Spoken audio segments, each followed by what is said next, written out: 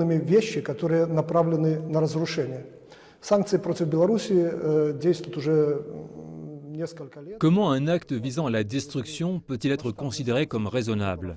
Le Bélarus est sous le coup de sanctions depuis plusieurs années.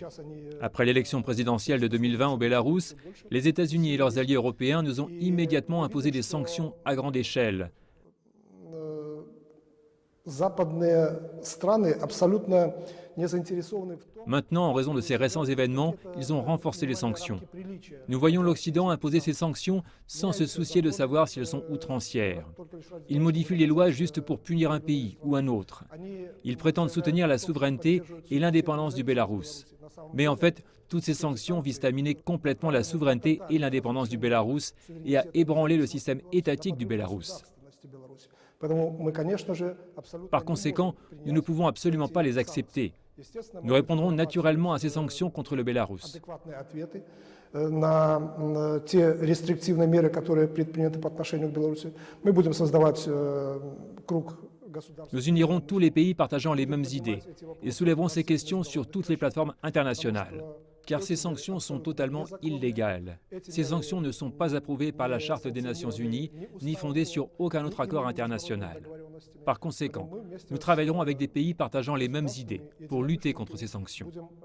Стараться давать отпор этим санкциям. А что касается дальнейшего развития ситуации, то вы можете сами представить себе, к чему это может привести в дальнейшем. Comment les choses vont-elles évoluer?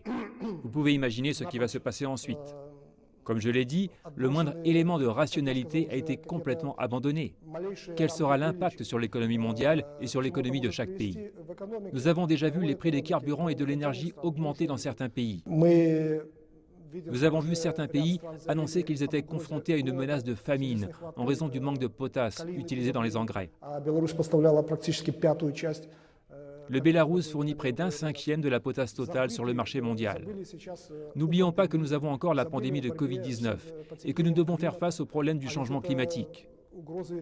Il s'agit de problèmes réels et de défis majeurs auxquels toute l'humanité est confrontée.